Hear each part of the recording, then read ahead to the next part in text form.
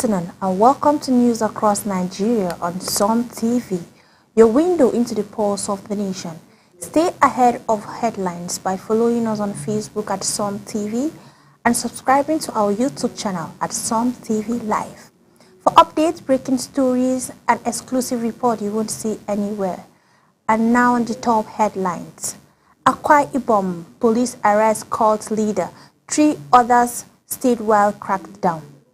Ebonyi NLCDC officer arrested over policeman death during operations.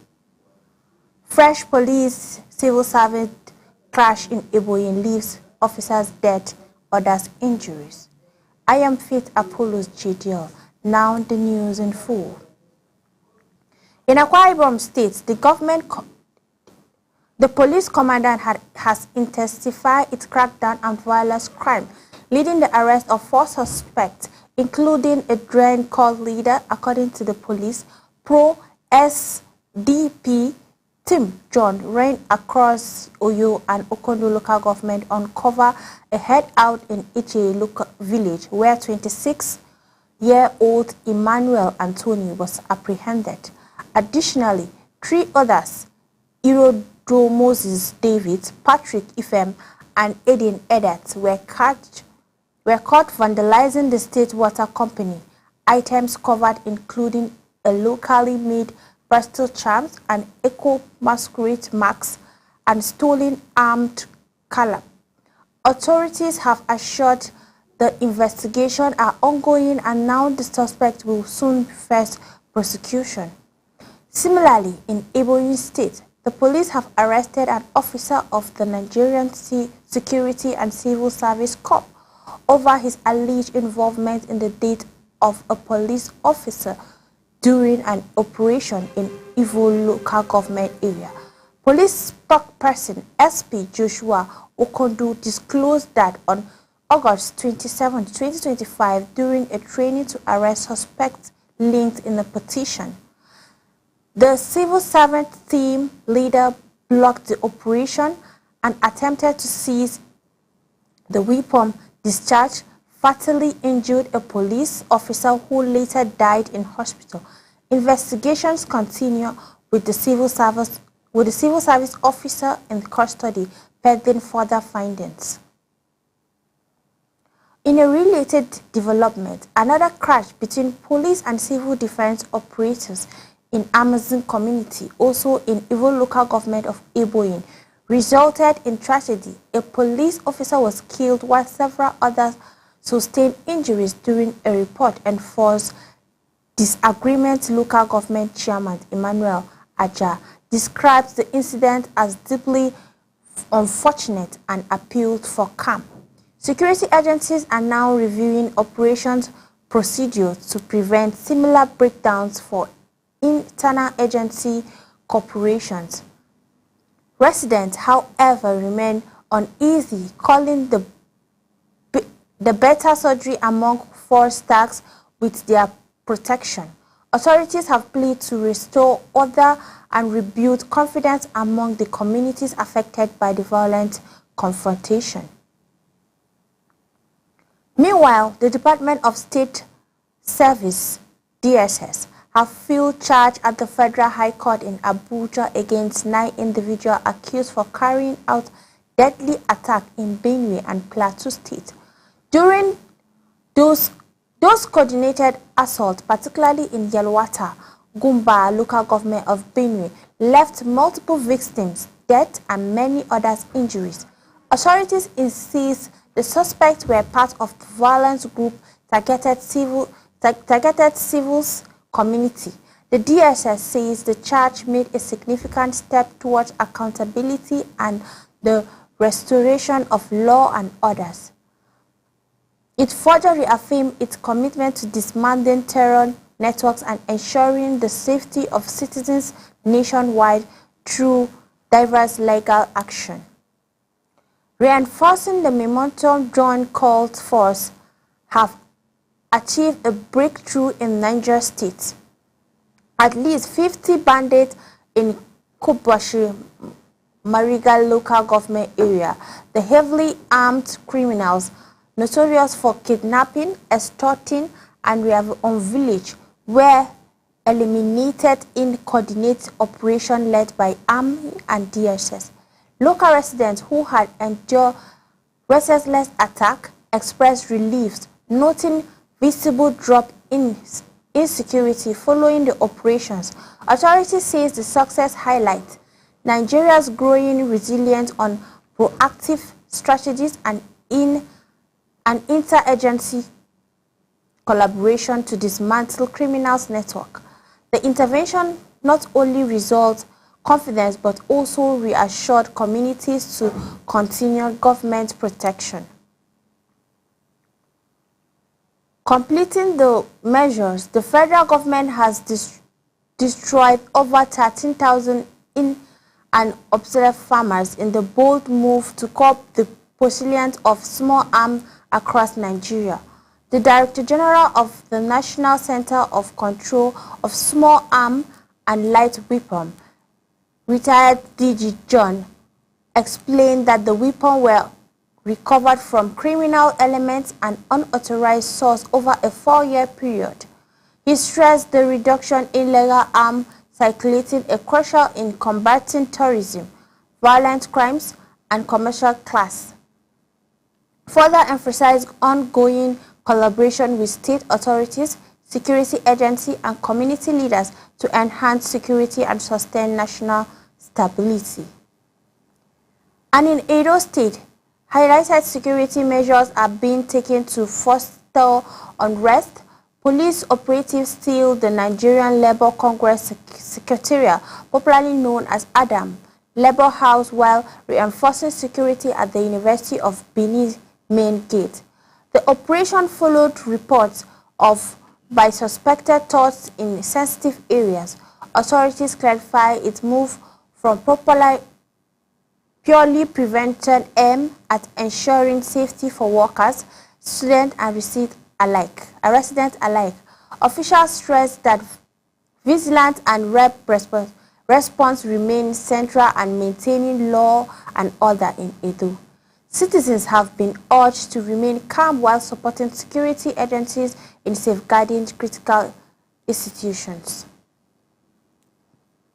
Turning to politics, the All Progressive Congress in Delta State has thrown its full weight behind President Bola Ahmed Tinubu and Governor Sheriff ahead of 2027 election at the state executive meeting in Asaba.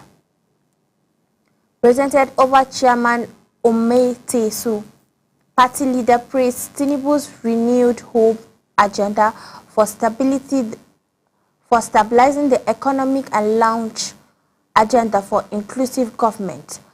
Members endorsed both leaders as sole candidates for the next presidential governorship polls. The APC also urged unity, reconciliation, and grassroots mobilization to strengthen the foothold and position itself as a dominant force in the state.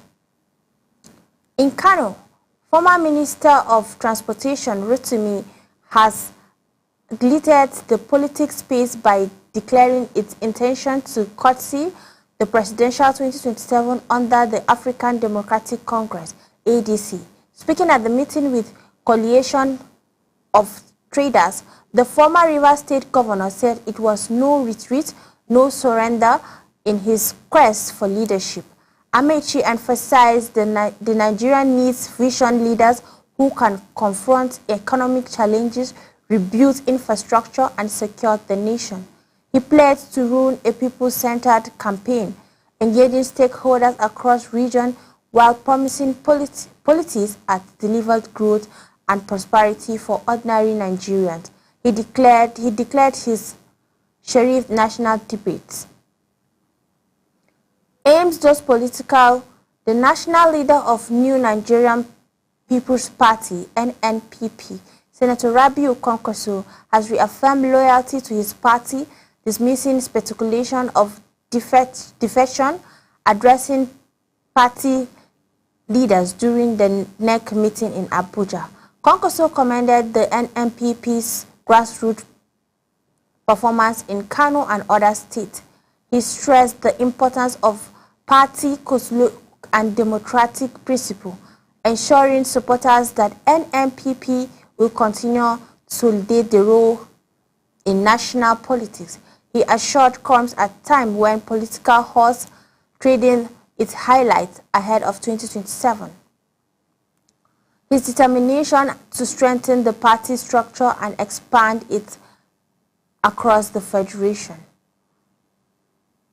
At the federal level, governance reform and also taking shape, the federal government inaugurated the covering board of South-South, Southwest and North Central Development Commission at a ceremony in Abuja.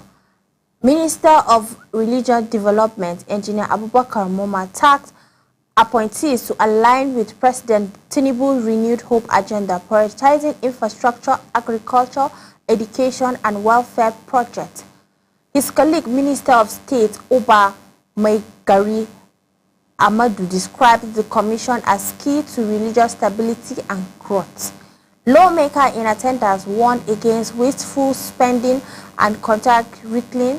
Appointees pledged loyalty and service, assuring stakeholders that their tenure will deliver transformative impact to communities.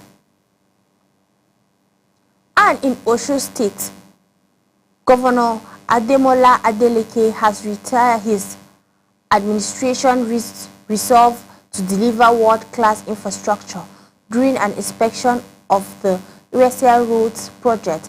Adeleke expressed satisfaction with the pace of construction, assuring residents that the road will be completed on schedule in line with global standards. He emphasized that the Dilution project will stimulate commerce, improve safety and ease mobility within Ilesa. Residents cheered him warmly, praising his effort in people-centered development. Adeleke reiterated his vision to ensure equitable growth across the state, promising the infrastructure renewed will remain of his governance agenda. On the economic front, the group of CEO of NNPC Limited, Engineer Bashir Bayo, has raised alarm that vested interests are plotting against the company's ongoing transformation. Speaking in Abuja during a visit by the Pensia leaders, revealed that NNPC transparency and modernization reforms and facing stubbornness through misinformation and political interference. He highlighted success achieved in efficiency and accountability, stressing that those charges are vital to the Nigerian energy future. He assured staff and stakeholders that NNPC will remain steadfast in adopting cutting technologies and political design to strengthen the sector while driving national growth and economic stability. We'll be right back after a short commercial break. Stay tuned as we'll have exciting stories still ahead.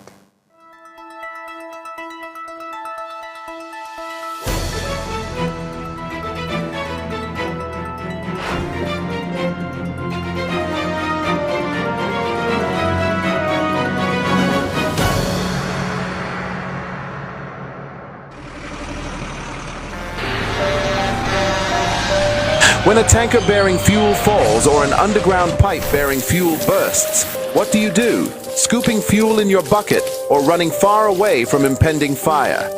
You have a few seconds to take the wisest decision. Walk away? No, that is not enough. Shift? No, that is not enough. Stay there and gist and take shots with your phone? That is madness. Run. Yes, run away. Yes, your life depends on your action. The flames come suddenly, unexpected but uncontrollable. Why? Fuel is highly inflammable. Why? It just requires a spark to set off a ravaging inferno. So, don't stay there to think. Storm away to live. Do not throw away your life in anguish for meaningless fuel siphoning. Be advised.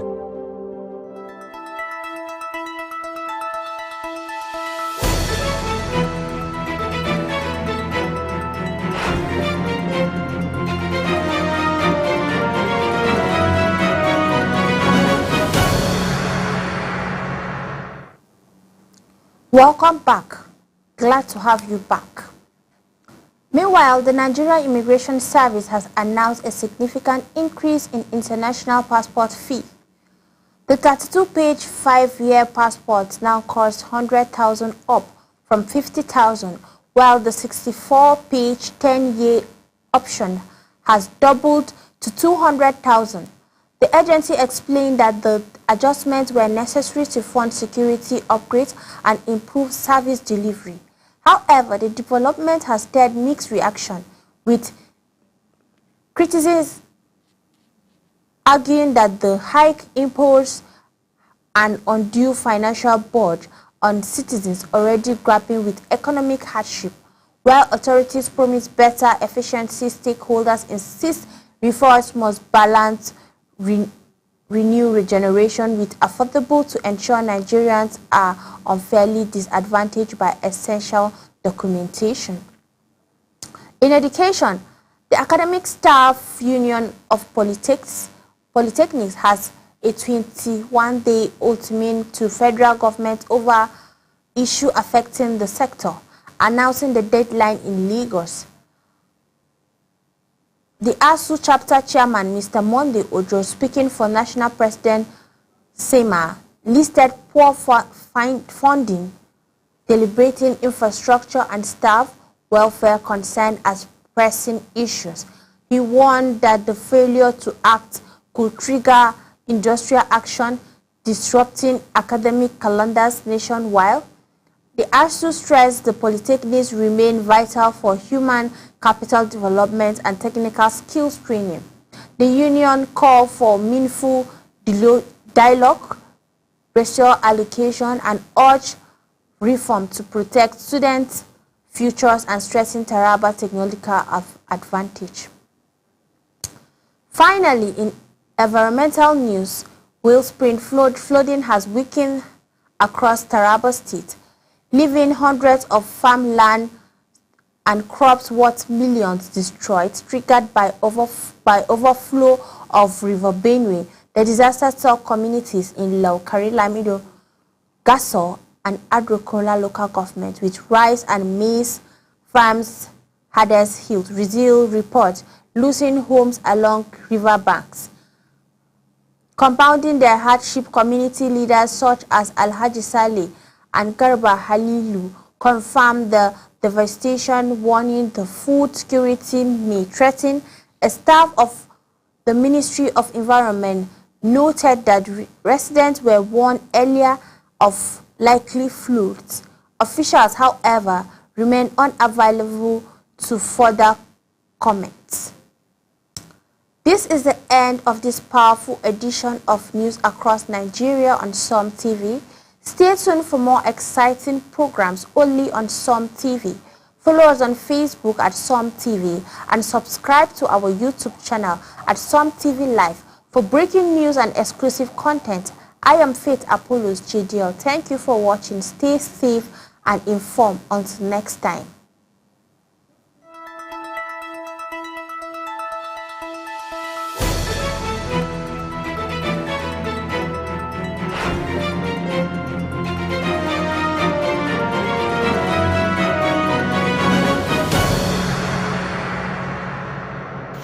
Are you stuck in Jalingo late at night?